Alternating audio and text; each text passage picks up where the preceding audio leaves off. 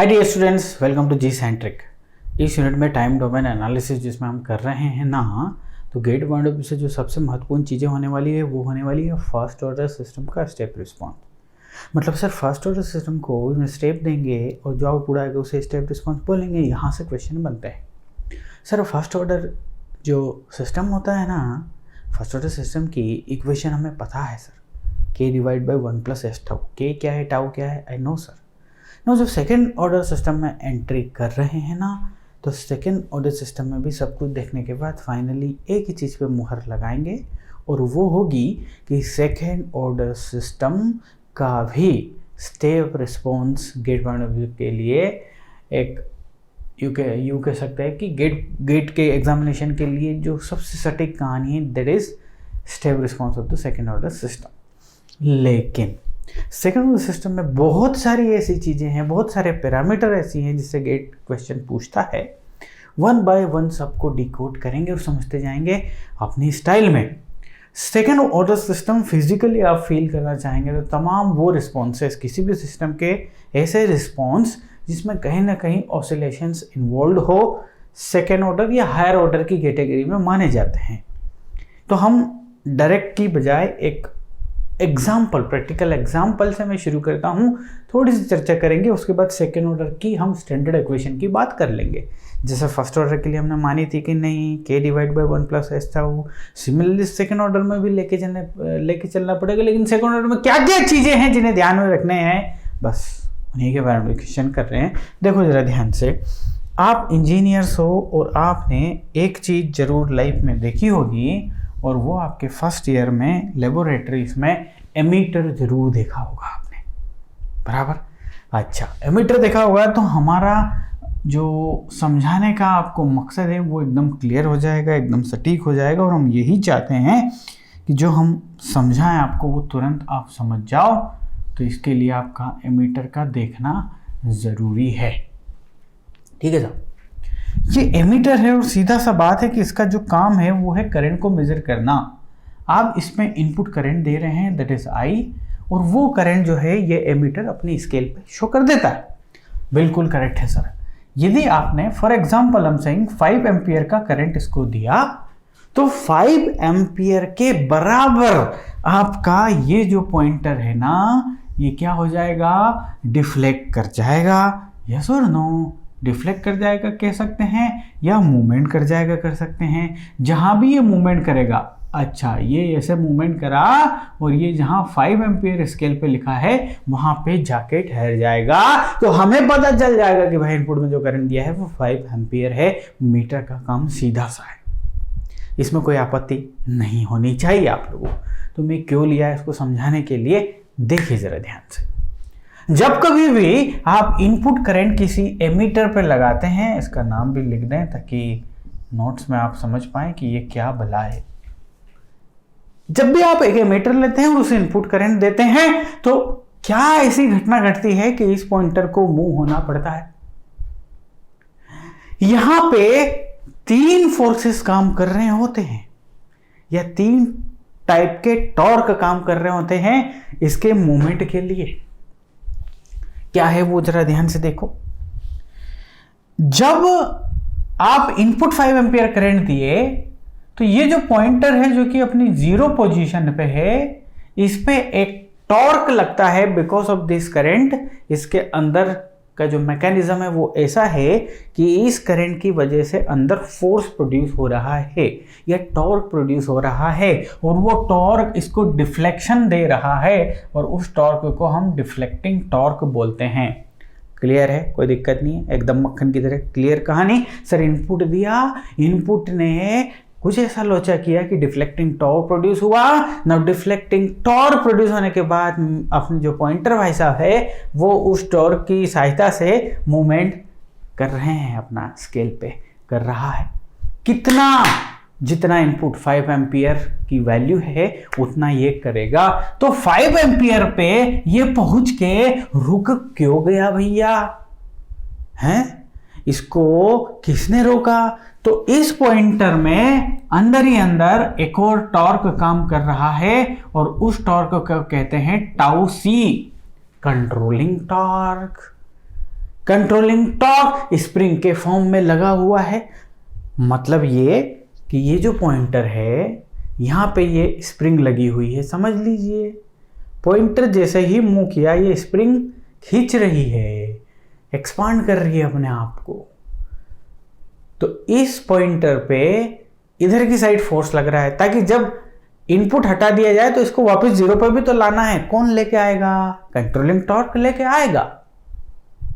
आ रहा हूं second order system पे, सुनते जाओ मेरी बात को। इस पॉइंटर को डिफ्लेक्टिंग टॉर्क डिफ्लेक्ट करवा रहा है, और deflecting torque against the controlling torque इसको डिफ्लेक्शन करवा रहा है। 5 एम्पियर आया, ये स्प्रिंग समझ लीजिए खिंच चुकी है स्प्रिंग, और ये रुक गया बिकॉज इनपुट 5 एम्पियर दिया।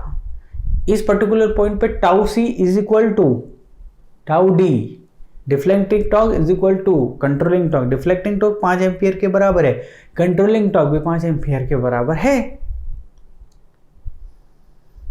अब जैसे ही आपने हटाया इनपुट तो ये पॉइंटर वापस अपनी पोजीशन पे आ जाएगा। कौन लेके आ रहा है इसको? स्प्रिंग, कंट्रोलिंग टॉर्क लेके आ रहा है। अच्छा, ये है कहानी। अब इस कहानी में ट्विस्ट कब आता है कि चूंकि ये पॉइंटर एक मैकेनिकल कंपोनेंट है, तो इस यूनिवर्स में मौजूद तमाम चीजों में जिसमें मास है, there is moment of inertia. Yes और नो? अब देखिए, ये भाई साहब बड़ी स्पीड से यहाँ पे आ रहे हैं, और न्यूटन कह के चला गया कि नहीं, न्यूटन कहा है नहीं कहा फर्क नहीं पड़ता, मास है, मास में स्पीड है, तो वो तुरंत नहीं रुकता, स्लोली रुकता है। यस और नो? तो बिकॉज ऑफ दिस मास ये पॉइंटर क्या करता है राजा? बिकॉज ऑफ दिस मास ये पॉइंटर 5 एम्पियर पे नहीं रुक के थोड़ा सा आगे जाता है। बिकॉज ऑफ द स्पीड और मास में है तो 5 एम्पियर पे नहीं जाके थोड़ा सा आगे जाता है, लेकिन उसको ऑर्डर 5 एम्पियर का मिला हुआ है, तो फिर वो वापस 5 एम्पियर फिर से वापस अपनी 5 एम्पियर पे पोजीशन पे आता है। Because of that movement again ये थोड़ा सा इसके इधर निकल आता है। ये जो फाइनल पोजीशन है, this is the steady state position, इससे थोड़ा इधर निकल आता है।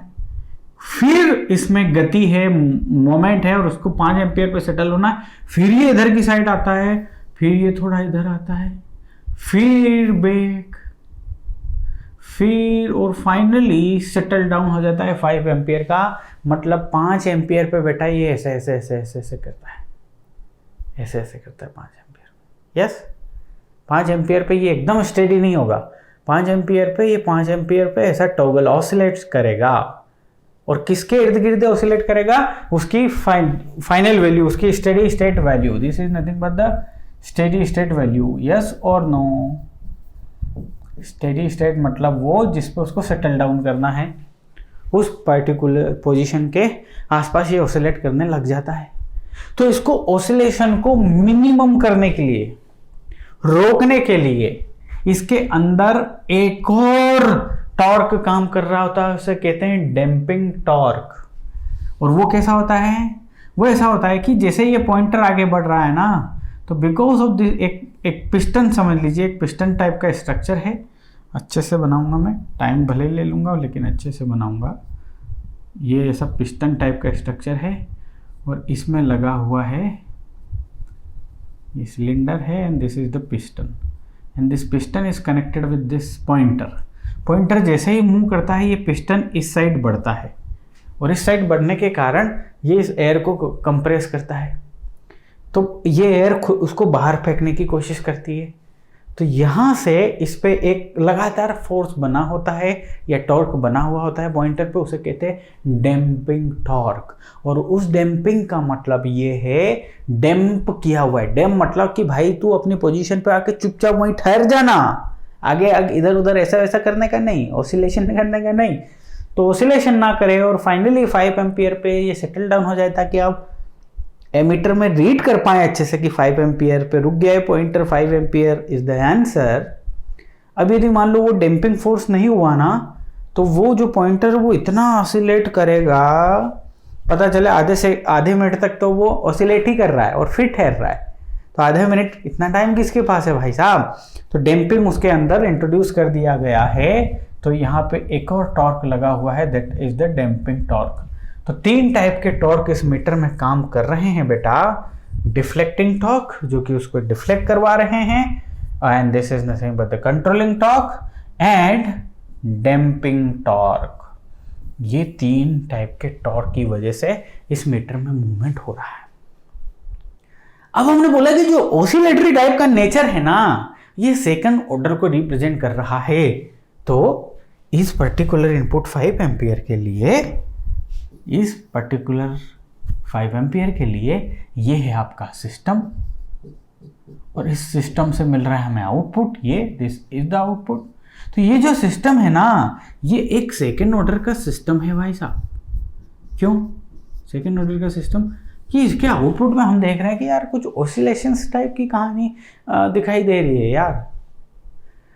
ऑसिलेशंस है, और ऑसिलेशन एक पर्टिकुलर पोजीशन के इर्द गिर्द ऐसा ऐसा करना, मतलब एक फ्रीक्वेंसी भी हमारे पास है।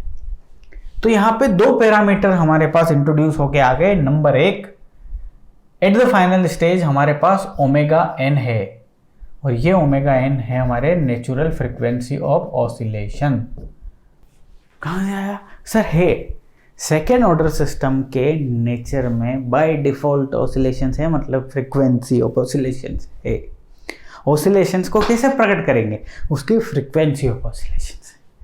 तो यहाँ से एक बहुत ही बढ़िया पैरामीटर निकल के आता, दैट इज ओमेगा एन। और दूसरा एक फैक्टर जो कि बहुत ही महत्वपूर्ण है, इसको यदि फाइनल पोजीशन पे स्टेबल करवाना है, रुकवाना है, तो ये डैम्पर लगाना पड़ेगा। और ये डैम्पर का डैम्पिंग कोएफिशिएंट समझ लीजिए, दैट इज द जीटा। तो यहाँ पे एक और महत्वपूर्ण पॉइंट है, दैट इज द डैम्पिंग। इसको पहले इसी टाइप से लिखता हूँ ना, प्रकट करते हैं उसे जीटा से, और उसे बोलते हैं डैम्पिंग कोएफिशिएंट या damping ratio. This is not the damping factor. Damping factor अलग चीज है, हम डिस्कशन करेंगे। This we call the damping ratio, इस नाम से ये जाना जाता है। तो सेकेंड ऑर्डर सिस्टम में 2 चीजें आपको जरूर दिखाई देगी जो भी हम ट्रांसफर फंक्शन लेंगे। एक तो ओमेगा है, नेचुरल फ्रीक्वेंसी ऑफ ऑसिलेशन, और दूसरा डैम्पिंग रेशो। अच्छा, अभी तक आपने जो सर इतना सारा समझाया, उसमें हमें एक बात समझ में आई कि ये जो एमिटर है ये एक सेकेंड ऑर्डर सिस्टम है। इसको इनपुट दिया, ये आपको आउटपुट दे रहा है, और ये इसका क्या है? रिस्पॉन्स है। कुछ इस टाइप से फाइनल पोजीशन पे वो ऑसिलेट करेगा और रुक जाएगा। ऑसिलेट कितना करेगा, नहीं करेगा, वो डिपेंड करेगा आपके डैम्पिंग रेशो पे। डैम्पिंग रेशो इतना डैम्पिंग कर दिया कि ऑसिलेट ही नहीं करने दे रहे आप, तो चुपचाप 5 एम्पियर पे जाके रुक जाएगा। और डैम्पिंग थोड़ा कम है तो वो कम ऑसिलेट करेगा और रुक जाएगा। डैम्पिंग बहुत ही कम है तो ऑसिलेट ही करे जा रहा है, पता चले। तो सेकेंड ऑर्डर सिस्टम का यहाँ से शुरुआत कर रहे हैं राजा भैया, और उसमें हम कर रहे हैं सेकेंड ऑर्डर सिस्टम के लिए उसका ट्रांसफर फंक्शन मानना। सेकेंड ऑर्डर सिस्टम के लिए omega N square divide by S square plus 2 zeta omega N S, ये बहुत ही फेमस क्या है आपका ओपन लूप गेन या जी ऑफ एस की वैल्यू है सेकेंड ऑर्डर सिस्टम के लिए। सेकेंड ऑर्डर सिस्टम तैयार कर रहा हूं मैं आपके लिए। यहां पे है आपका दिस, इसमें आपने प्रोवाइड करवाया आर ऑफ एस, इस सिस्टम से आप ले रहे हो सी ऑफ एस, और नेगेटिव यूनिटी फीडबैक आपने दे दिया है। मैंने बोला ही है एग्जामिनेशन में ना भी दे तो हमें क्या लेना है? Negative unity feedback. ठीक भाई साहब, चलिए this is the second order system. लेकिन second order system is represented by the close loop transfer function, और ये क्लोज लूप ट्रांसफर फंक्शन जब हम निकालेंगे तो आपका वैल्यू आएगी omega N square divide by S square plus 2 zeta omega N S plus omega N square. बहुत ही ज़्यादा महत्वपूर्ण ये है हमारे पास सेकेंड ऑर्डर सिस्टम का general equation. General equation, this is the general equation. इसका मतलब ये नहीं कि आप सोचिए सर ये ही क्यों, कुछ भी हो सकती है, ऑर्डर क्या होना चाहिए, सेकेंड ऑर्डर होना चाहिए। बट चूंकि हमें एनालिसिस करना है तो हमें एक इक्वेशन मान के चलनी पड़ेगी, तो हमने मान ली दिस इज द इक्वेशन। और किस चीज़ की, सेकेंड ऑर्डर सिस्टम की, सेकेंड ऑर्डर सिस्टम का ट्रांसफर फंक्शन। जब आप फर्स्ट ऑर्डर में थे ना बेटा, तो फर्स्ट ऑर्डर में क्या था, आपने माना था k divide by 1 plus S tau, था कि नहीं, लेकिन ये फर्स्ट ऑर्डर के लिए था, this for the first order system के लिए। और जो ऊपर लिखा हुआ है ये किसके लिए है भैया जी, सेकंड ऑर्डर सिस्टम के लिए। तो ये याद करना जरूरी है क्या, बिल्कुल सर याद करना जरूरी है। तो अगले पेज पे ये लिखते हैं कि जब भी सेकंड ऑर्डर सिस्टम की बात आएगी आप CLTF लिखोगे, और वो होगा omega N square divide by S square plus 2 zeta omega N S plus omega N square, ये लेंगे सर हम। अच्छा, तो अब इसमें आप जरा ध्यान से देखो, ओमेगा एन भी आ गया है और जीटा भी आ चुका है। तो ये जो बेटा ओमेगा एन है ना, ये है नेचुरल फ्रीक्वेंसी ऑफ ऑसिलेशन, ठीक सा। What is the zeta, sir zeta को मैं बोलूंगा डैम्पिंग रेशो। इसकी कोई यूनिट नहीं है, ये एक रेशो है भाई। अच्छा जी, तो ये बहुत ही महत्वपूर्ण पॉइंट्स हैं जो सेकेंड ऑर्डर सिस्टम को डिफाइन कर रहे हैं। सेकेंड ऑर्डर सिस्टम की जब भी बात आएगी ना, तो ये ट्रांसफर फंक्शन लेंगे, और ये ट्रांसफर फंक्शन ओमेगा एन और जीटा पे डिपेंडेंट है, पूरा देख लो आप। अब क्या टास्क होने वाला है आप खुद ही सोचो जरा। ये है आपके पास सेकेंड ऑर्डर सिस्टम जिसकी इक्वेशन है, और ये आपको एकदम नींद में भी आप किसी को बोल दो ऐसे तरीके से याद होने जानी चाहिए, क्योंकि बहुत ज़्यादा इंपॉर्टेंट चीज़ है बेटा ये, बहुत ज़्यादा इंपॉर्टेंट चीज़। Omega N square divide by S square plus 2 zeta omega N S plus omega N square, second order system. अब इस सेकेंड ऑर्डर सिस्टम को बेटा हम क्या देंगे, हम इनपुट देंगे सर। कौन कौन से दोगे आप बेटा, आप डेल्टी दोगे, ठीक, आप यूनिट स्टेप दोगे, आप रैंप दोगे, आप पैराबोलिक इनपुट दोगे, और फिर हमारे पास अलग अलग रिस्पॉन्सेस मिल जाएंगे। इम्पल्स रिस्पॉन्स मिलेगा, स्टेप रिस्पॉन्स मिलेगा, रैंप रिस्पॉन्स और parabolic response. Impulse, step, ramp और पैराबोलिक रिस्पॉन्स, 4 टाइप के रिस्पॉन्स मिलेंगे। अच्छा, 4 टाइप के, तो क्या देखा है एग्जामिनेशन में, सब एग्जामिनेशन के पॉइंट ऑफ व्यू से हम देखते हैं ना, तो सबसे महत्वपूर्ण चीज़ है देश, यानी कि यूनिट स्टेप इसको देंगे और स्टेप रिस्पॉन्स इससे लेंगे। ये एग्जाम के पॉइंट ऑफ व्यू से सबसे महत्वपूर्ण है। लेकिन साथ साथ सेकेंड ऑर्डर सिस्टम में इस जीटा की वैल्यू से भी कहानियाँ चेंज होगी। मतलब जब आप स्टेप रिस्पॉन्स निकालोगे तो इस जीटा की अलग अलग वैल्यूज इसमें डलेंगी, उसके आधार पे 3 या 4 अलग अलग स्टेप रिस्पॉन्सेस निकाल पाएंगे अपन। सर कुछ भी समझ में नहीं आया, आओ इधर जरा देखो मेरी बात को। आपका जो सिस्टम है प्यारे वो क्या है, that is nothing but the omega N square divide by S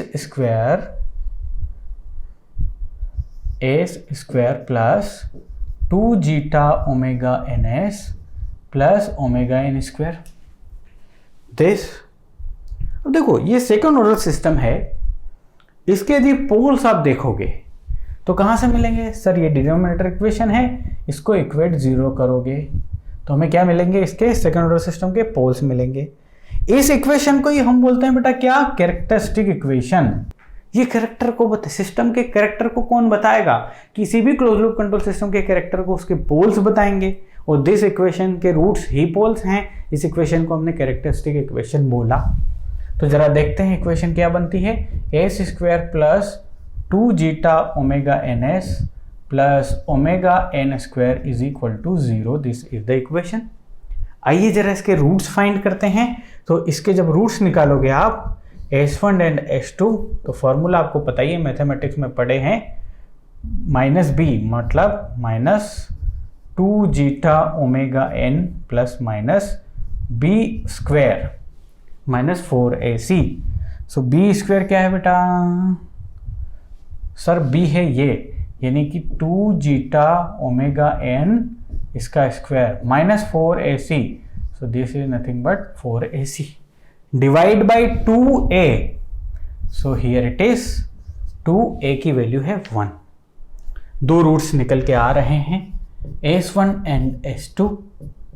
चलो 2 से यहाँ पे कर देते हैं तो आपके पास बचता है minus zeta omega N plus minus 4 यहाँ भी है, 4 यहाँ भी है, बाहर आया तो 2 बन के आया और इस 2 ने उसको भी काट दिया।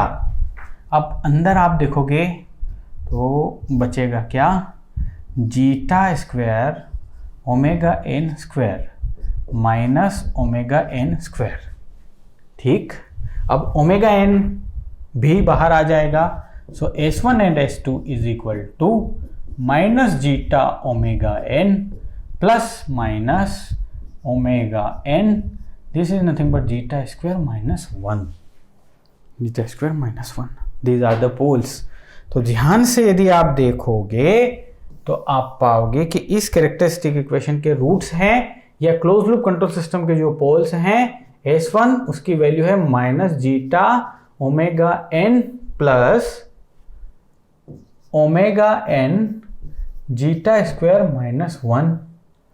ठीक, या फिर 1 माइनस जीटा स्क्वायर के फॉर्म में यदि लिखना है तो plus J omega N 1 minus zeta square, ये भी लिख सकता हूं।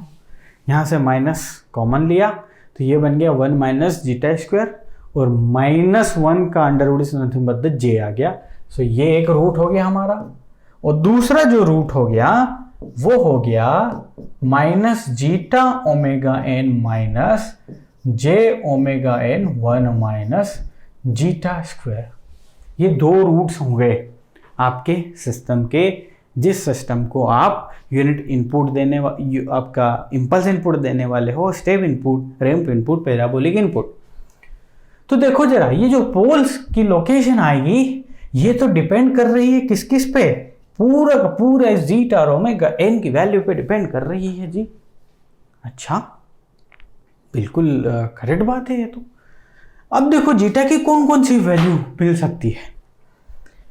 देखो, एक जीटा की वैल्यू ले लेते हैं हम, नेगेटिव वैल्यू ले लेते हैं जीटा की, जीटा इज लेसर देन 0, पहली कंडीशन। अब जैसे ही इसको थोड़ा इधर लेता हूं मैं, यहां पे हम बनाएंगे जीटा की वैल्यूज लेते हैं अलग अलग। मान लो zeta is lesser than 0, lesser than 0 मतलब नेगेटिव वैल्यू, नेगेटिव जीटा, इसका मतलब ये हुआ। अब देखो, यदि जीटा की वैल्यू यदि नेगेटिव हो गई, ये नेगेटिव है, सो नेगेटिव और ये नेगेटिव, ये पॉजिटिव बन जाएगा। अच्छा, और ये यदि पॉजिटिव बन गया, देखो ये रियल पार्ट है और पॉजिटिव यदि पार्ट हो गया उसका, पोल की लोकेशन आरएचएस में चली गई तो सिस्टम तो अनस्टेबल हो जाएगा ना। अरे मान लो इसकी वैल्यू है 2 प्लस 2j, ये मान लो इसकी वैल्यू, आपने इसको नेगेटिव लिया है तो नेगेटिव नेगेटिव पॉजिटिव बन गया। कहाँ है 2 प्लस 2j? सर यहाँ है, ये तो आरएचएस में है तो ये सिस्टम तो क्या है, ये तो अनस्टेबल है। कौन बोला? सर हमें पता है, यदि आरएचएस में पोल्स आ गए सिस्टम अनस्टेबल हो जाएगा। तो ये कंडीशन कभी आएगी ही नहीं एनालिसिस में, जीटा जो है वो नेगेटिव रखना ही नहीं है, डैम्पिंग को नेगेटिव रख ही नहीं सकते। नेगेटिव रख लिया सिस्टम डिज़ाइन ही नहीं कर पाओगे, नेगेटिव मतलब सिस्टम डिज़ाइन ही नहीं कर पाओगे, कहने का मतलब अनस्टेबल सिस्टम बनेगा। तो अब बची जीटा की कौन कौन सी वैल्यू? एक तो जीटा की वैल्यू 0 रखनी है, जीटा को 0 से 1 के बीच में रखना है, जीटा को एग्जैक्ट 1 रखना है और जीटा को ग्रेटर देन 1 रखना है। ये अलग अलग कंडीशंस निकल के आती है। Zeta is greater than 1। तो सोचो, इस सिस्टम को जिसको एनालिसिस करना है अलग अलग इनपुट्स देके, ये जीटा की 4 अलग अलग वैल्यूज पे एनालिसिस होगी इसकी। जीटा 0, ये रेंज, ये रेंज, ये रेंज, मतलब कि आप इनपुट दोगे और एक बार जीटा इज इक्वल टू 0 रहेगा और आउटपुट मिलेगा। ओ भाई ये क्या हो रहा है, SR 1 मिलेगा समझ लीजिए, पहला स्टेप रिस्पॉन्स। फिर आप जीटा की वैल्यू 0 से 1 के बीच में रखोगे, फिर आपको एक और क्या मिलेगा, स्टेप रिस्पॉन्स। फिर आप जीटा की वैल्यू इक्वल टू 1 रखोगे, फिर आपको स्टेप रिस्पॉन्स मिलेगा, तीसरा स्टेप रिस्पॉन्स। जीटा की वैल्यू ग्रेटर देन 1 रखोगे, ओ फोर्थ स्टेप रिस्पॉन्स मिल जाओ, तो ये तो भाई रायता फैल जाएगा। देखो ये इनपुट दोगे यदि इम्पल्स इनपुट, तो कितना आउटपुट मिलेंगे, 4। इसके लिए, इसके लिए, इसके लिए, इसके लिए, इस कंडीशन के लिए, इस कंडीशन के लिए। यूनिट इनपुट दोगे तो फिर कितने स्टेप रिस्पॉन्स मिलेंगे, 4, चारों कंडीशन के लिए। ये दोगे कितने रिस्पॉन्स मिलेंगे, 4। ये दोगे कितने रिस्पॉन्स मिलेंगे, 4। तो कुल मिला के सेकेंड ऑर्डर सिस्टम में 16 रिस्पॉन्सेस आपके पास है। 16 कैसे आए 16? यदि आपने एक इनपुट दिया तो उसके रिस्पेक्ट में 4 अलग अलग आउटपुट देख सकते हो आप, for the values, different values of zeta. सारों के 4 यानी कि 16। तो ये 16 यूनिवर्सिटी में पढ़ने हैं आपको, गेट में नहीं। गेट में सबसे महत्वपूर्ण जो है वो क्या है, सबसे महत्वपूर्ण है यूनिट स्टेप इनपुट ले लो और ये वाली रेंज ले लो, दिस वन। सबसे महत्वपूर्ण जो है वो समझ लो, जीटा की ये वाली रेंज रहेगी, इनपुट ये रहेगा और ये जो SR2 आएगा यही है इम्पोर्टेंट वन। बाकी सब क्या है, जबरदस्ती की चीज है। हम कोशिश करेंगे कि इम्पल्स रिस्पॉन्स के चारों फॉर्म देख लें, फिर हम कोशिश करेंगे कि यूनिट स्टेप के भी चारों फॉर्म देख लें। इनमें जाने की ज़रूरत नहीं है, बिल्कुल कतई ज़रूरत नहीं है, क्योंकि यदि इनमें चलेंगे, इनमें यदि सभी को देखने लग गए हम, हालांकि आप लोग आपकी नोटबुक में कर सकते हैं, एम्पल अमाउंट ऑफ टाइम है, यदि करने लग गए ये सब चीज़ें, तो अगली यूनिट हमारी कब स्टार्ट होगी पता है? जी हाँ, इतना समय लग जाएगा। सो गेट में हो आप तो मुद्दे की बात करेंगे, लेकिन मैंने आपको छोड़ा कुछ भी नहीं है, आपको फीलिंग सारी दे दी है कि क्या हो रहा है क्या नहीं हो रहा है। अपना कैमरा सही से काम कर रहा है कि नहीं भाई, बीच बीच में देखना ज़रूरी है। वो थोड़ा ब्लरी था तो हमने ठीक कर दिया।